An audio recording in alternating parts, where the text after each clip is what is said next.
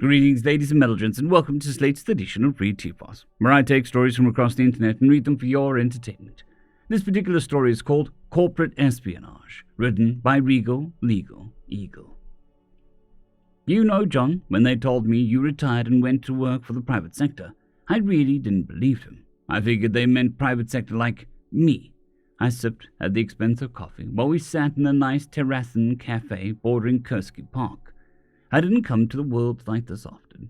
My job kept me at the edges of the glorious nation, though I'd made a few trips in deeper to visit some of the plantations.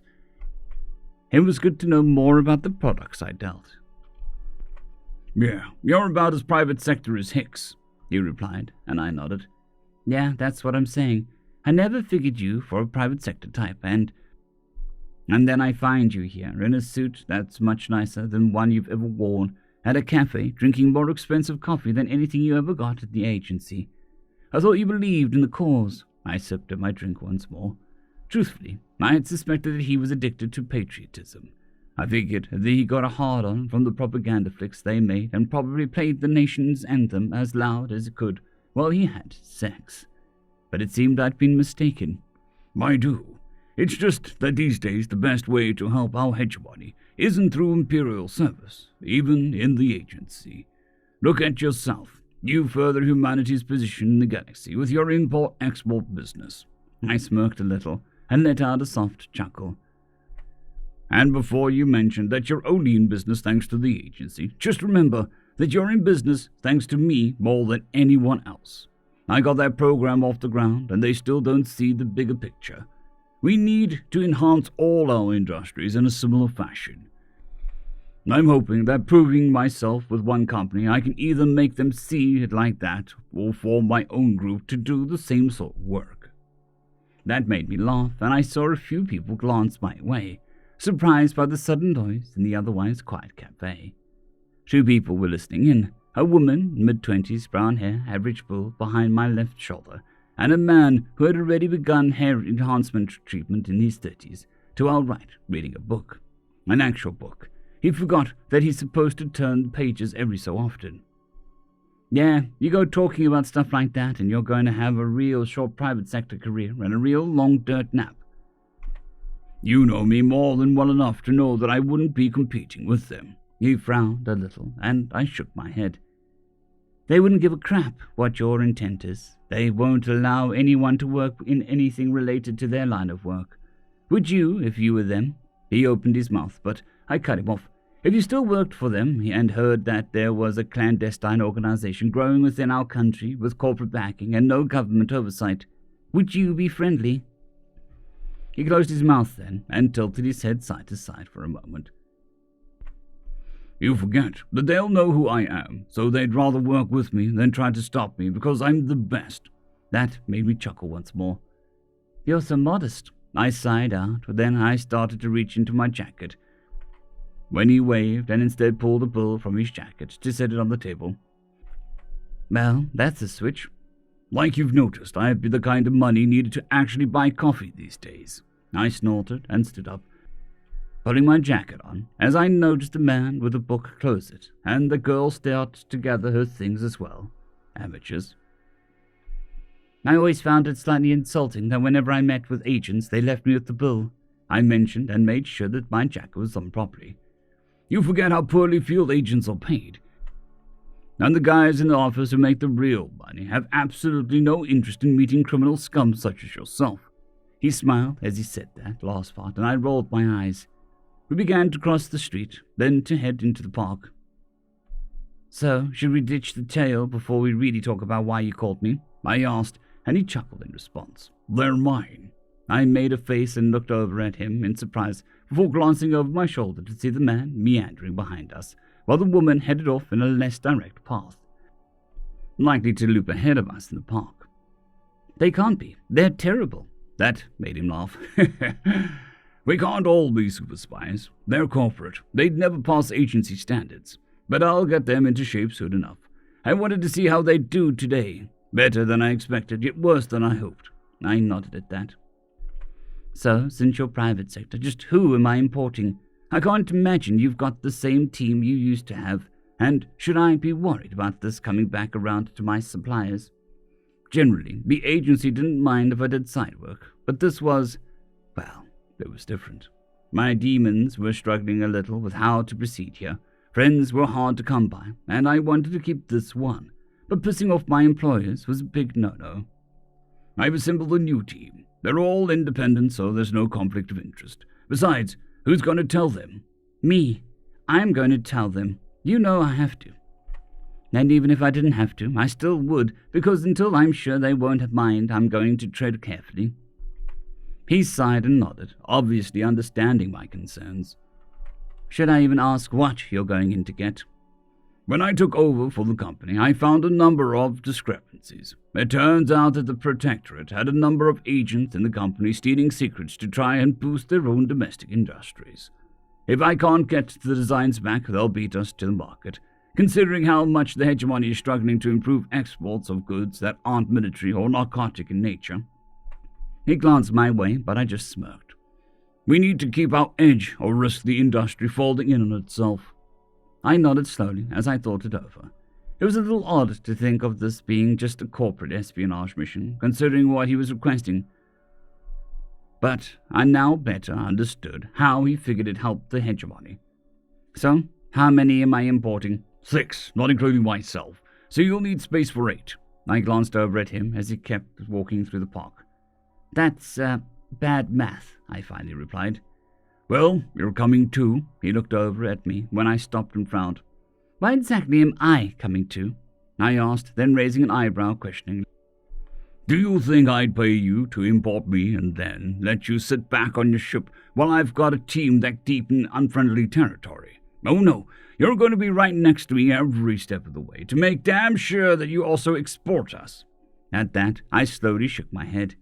I'm hurt, I said, and then pressed a hand to my chest. Truly and deeply hurt that you'd think so little of my friendship. To think that after all we've been through, you'd think you'd need to resort to such a tactic to ensure I fulfill my end of the bargain. You're coming, he insisted, and I shrugged. Nah, fine. I had to at least protest. So when things go wrong, I get a free pass for bitching at you. So, who's the team? They're all criminal scum. You'll like them. They'll fit right in, considering the type of supposed criminal scum I was, and the type he worked with in the past. I suspected I would indeed like them. I frowned and rubbed at my chin as I looked over his team, feeling rather confused. This is the team you assembled? It's more, diverse than I expected. What I meant to say was that they're all Xenos. For rather obvious reasons, agency tactical strike teams were humans. That's because you're too used to agency work, he replied with a snort. You need to understand that some of the biggest human fanatics out there are Xenos. Should I be worried about any of them? I mean, did you tell them what I normally smuggle? I asked, and he shook his head. You're a smuggler. That's all they need to know. But yes, I might suggest you don't discuss your normal merchandise. I nodded then and waved through one-way mirror at the strike team. Care to introduce me to them? He pointed to the one in front, cleaning his M41 rifle. The Xeno had dark blue skin, quills for hair, a few vertical bow ridges along his face, and a thumb on either side of his palm. Other than that, though, he looked fairly human, more so than most Xenos. Mutasa comes from the Herikas. Yes, the one you're thinking of. I thought they were pissed about human intervention and our supposed occupation, I asked, and he shook his head. Mutasa is one of the tribesmen who was being slaughtered wholesale by the ruling race, so the rest of the galaxy complains about human interference with undeveloped cultures, and he saw saviors who stopped his village and people from being wiped out. I nodded. That would explain why he was a trusted asset then. Her? I asked and pointed to a light red Falcon female. She was loading up what the Falcon considered a light machine gun, and what humans would consider a stationary support vehicle. Musketeer, he replied, and I glanced over to make sure he wasn't messing with me. Get the feck out of here. Swear to God, she'll show you the tattoo if you like. Most people don't know this, but Falcon are avid fans of our kids' movies. She was raised watching all that stuff. Wanted to immigrate and join the Marines when she got older, but I offered her a job instead. I shook my head slowly as I then pointed to the next Xeno. The Fexic. Judging by the short, stout features and rounded ears, I figured she too was a female. But from what I understood of the furred Xenos, their females were the soldiers and warriors anyway. Aren't they known for one-on-one duels? Normally, yes. I had to retrain her and change her focus from being a duelist to a commando. I looked over, then curious about why he trusted her. I'm helping her pass the bar exam. A lawyer? You brought along a fecking lawyer, a Xeno lawyer at that. He laughed and nodded. She was part of the legal team of some prince who got saved from a messy marriage to a Kirschmid by a human lawyer. So she wants to become a hegemony certified lawyer and use our legal system to help other Xenos trapped in restrictive cultures. I thought that over for a moment. So, how does being a commando or a duelist fit in with being a lawyer? I finally asked. You'd have to see a Fexic court, he answered with a shrug before pointing at the Grax loading up a combat shotgun. The Grax resembled stout armored beetles with thick, shimmering shells and a generally low opinion of other species. But this one didn't seem to mind working with other Xenos. Hex came over because his wife caught shell rot, and his veterans' health care didn't cover that treatment she needed. Even though humans obviously don't suffer from shell rot, we have treatment centers along the border. I arranged for his defection and his trading service for healthcare. I nodded at that. So let me guess on the next one. There was two left, one in full environment suit, so I had no idea what they were, but the other was wearing very little. Combat harnesses, boots, and what looked like athletic shorts. That's because it was a Sefto. The Scud faces had fleshy damp flesh and were amphibious.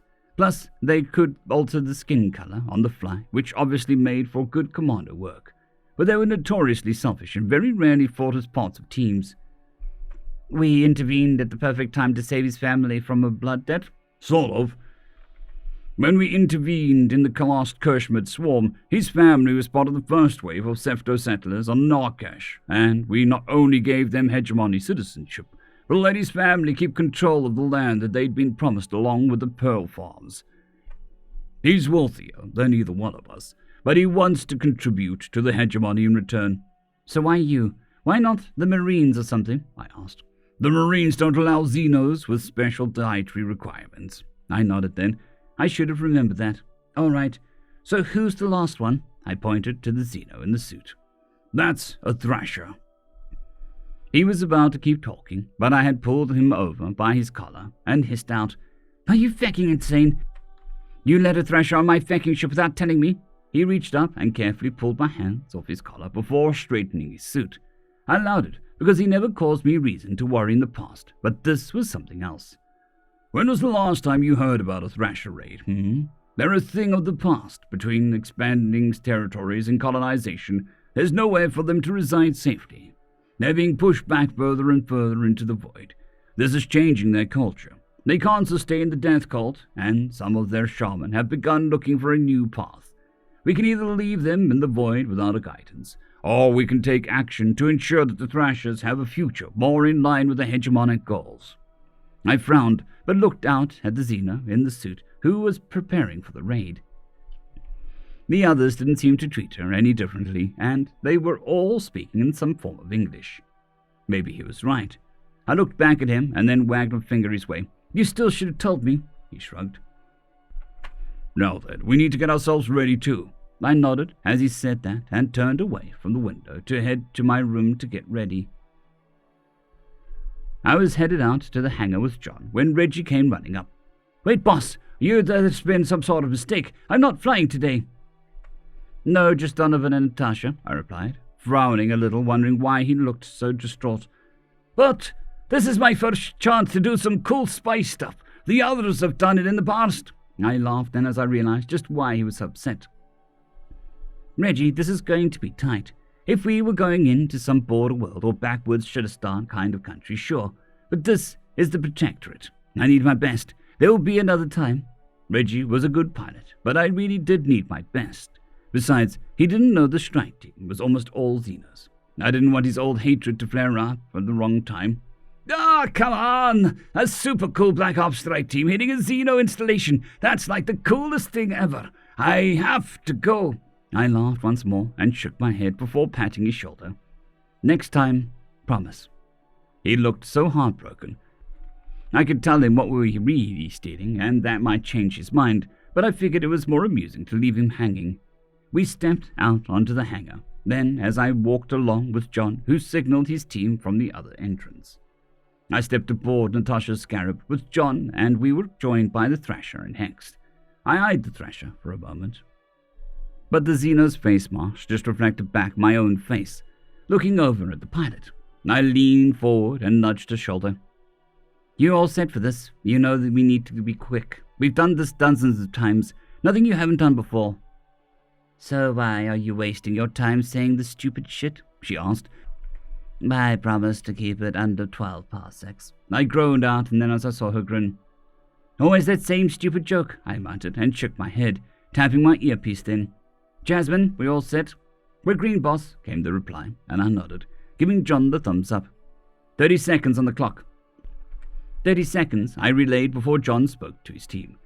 "You've all memorized the layout. You know the mission. This is our first run, but I want this to set the tone for everything we do from here on out. Professional, quick, and no one gets left behind.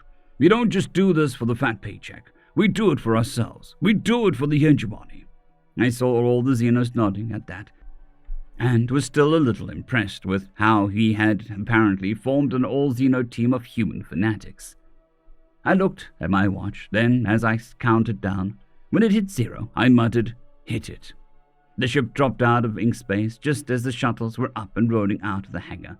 5 seconds once we were clear of the hangar, the ship blinked out of existence once more, and we were diving to the planet beneath us.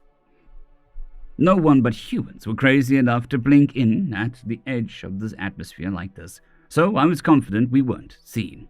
The Scarab screamed towards the city below, glimmering in the darkness of night. Donovan was in the lead and pulled up at the last minute to avoid slamming into the top of a skyscraper. The Scarab skimmed just over the roofs of the city downtown before coming to a stop above the target. I jumped out into the manicured garden with the rest of the team, and the Scarabs were already lifting off before I had even taken a step. Across from me, Mutasa and the Scepter were already firing, and I saw 2 guards ahead of us drop. The team crossed the garden quickly, and the Falcon slapped a breaching charge to the door while the others stacked on either side. For some reason, the Thrasher was standing directly in front of the door, but a few meters back, and pulled out 2 massive combat knives. I wondered what was going on when the Falcon motioned to her. The Xeno began sprinting forwards, and just before she reached the door, the charge went off, blowing it inwards. With a full sprint, the Xeno charged through the opening right past me. I was moving inside when I saw her drop into a slide across the white marble floor inside towards the 2 guards ahead of us. She hooked a guard in the ankle with one knife, yanking his leg out from under him, and as he fell, jammed the other knife straight into his chest. From there she rolled as the other guard tried to level his weapon at her, and drove one knife into his side, yanking it down and pulling herself up so that she could drive the other knife into his throat. With that, she quickly sheathed the knives and drew her assault rifle once more. I had to admit, John had a damn good team. It wasn't just anyone who could work this fast and take down 4 Protectorate guards so simply, especially with their cybernetic enhancements. We quickly moved through the fancy office building to the elevator bank, splitting up into 2 groups of 4. I was with John, Hex, and the Scepter, and as soon as we were inside, Hex lifted the Scepter up so that he could open the hatch up top and crawl on top of the elevator. I was glad I didn't have to do that. John punched the lobby we wanted. It didn't take long for the magnetic lift to drop us down to the appropriate level, and it opened up to a bright lobby full of Protectorate citizens going about their work, even at this late hour. Hex was out first and charging just as the guards spotted him. They began to draw their weapons, but the Beetle was already on them, his shotgun roaring out, catching one in the chest. Then he shoulder-tackled another guard and sent him flying before shooting him in mid-air. The civilians around us were screaming and running for the exits as the Falcon picked up the Fexic woman and threw her into the guard post up ahead. The Fexic had 2 SMGs in hand, firing them around wildly as she crashed through the glass of the guard post and killed the guards inside before they could level their weapons at her. We were running forwards when I saw the guard post next to the elevators ahead were protected by strong glass. We weren't getting in there very easily, and they had already locked the door. That's when a vent cover from the ceiling dropped down directly on top of one of the guards inside, knocking him to the ground. The Sceptro dropped out of the ceiling, pistol drawn, as he shot the other 2 guards, and then landed on the third already pinned by the vent cover. He hit the button, and the elevators opened. John and I took one, while Mutasa and the Thrasher took the others, leaving 4 behind to guard the lobby. So far, things have been going pretty damn well. Hey, hold the elevator, I heard a voice call out, and frowned for a moment before reaching out and stopping the doors with my hand. The others ahead looked a bit confused, and then I saw the courier round the corner. I laughed as a woman quickly ran into the elevator with us, and then pantsed to catch her breath, hands on her knees. "Really?" John asked. "You thought you'd catch a ride with us after we shut up the lobby?" I'm a courier," she muttered as she panted. "No quasar, asteroid, stellar war, or supernova shall stop me from my job." She straightened up, then a bit more recovered. "For I am an Imperial hegemonic courier, and so long as my lungs carry breath, I shall continue. I'll bring the message, I shall carry the packages, and I shall deliver them to our citizens. The hegemony reaches all, and so do the couriers." "This is why I love you guys," I mentioned. "What floor?" She looked at something in her hand, and then, "Sub-basement 3. I hit the button for her then. It was a floor below where we were going. "I bet you wish you brought your combat gear," I mentioned then, and she snorted. "Yeah, well, I wasn't expecting a strike team to be hitting a building. Should I be worried about something the Protectorate is doing here?" she asked as I shook my head. "Corporate stuff," I replied. "Ah, that explains it." I thought it over for a moment. Did I need to worry about her telling someone about us? I tugged a pack of cigarettes from my pocket.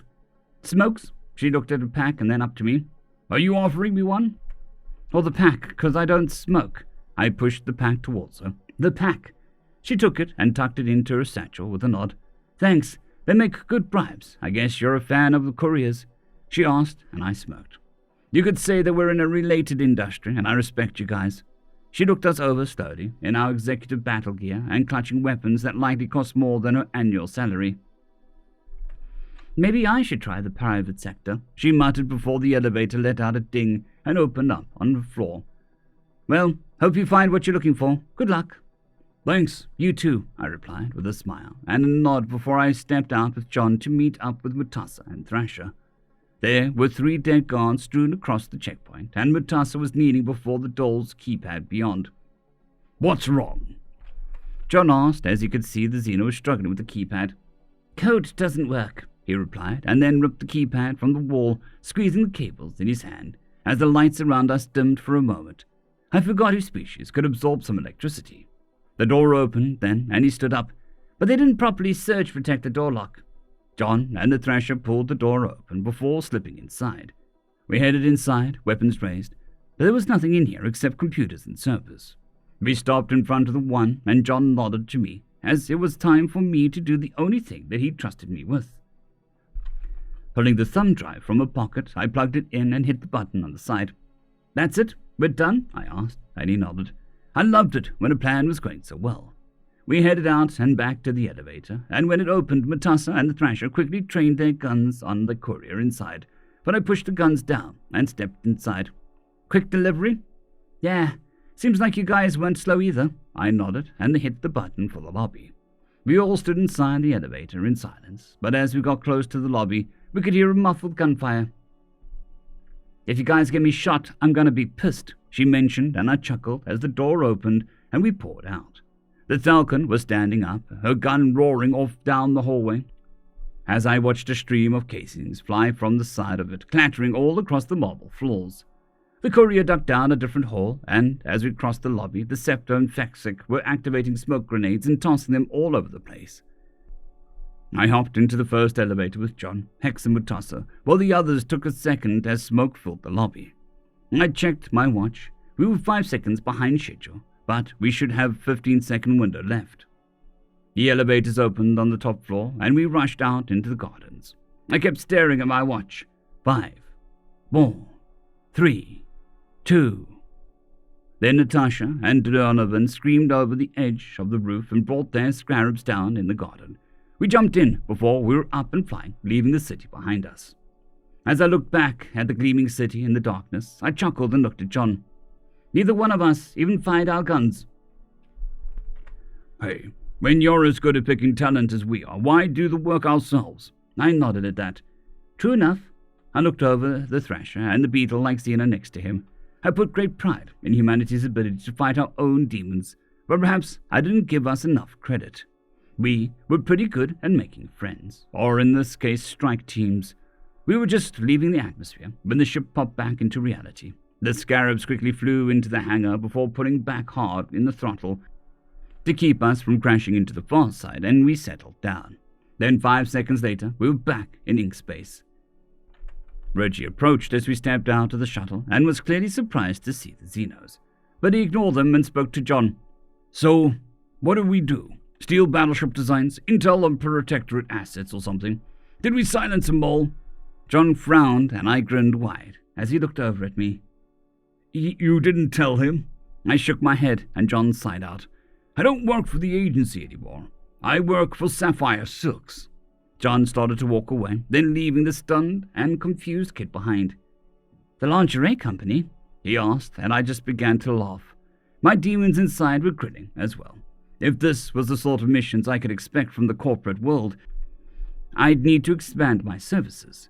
Money is money, and if you aren't prepared to deal with surgical strike teams to defend your interests from defense industry to fashion industry, then you weren't ready to play with humanity. A lesson the Protectorate learned today. End of story. I would just like to thank the T5 supporters: Bushmaster 117, Casper Arnholtz, Draxzoon WRE, Elijah Silvercross, Gray, John Carrington, and Severin Cerberus. Thank you very much.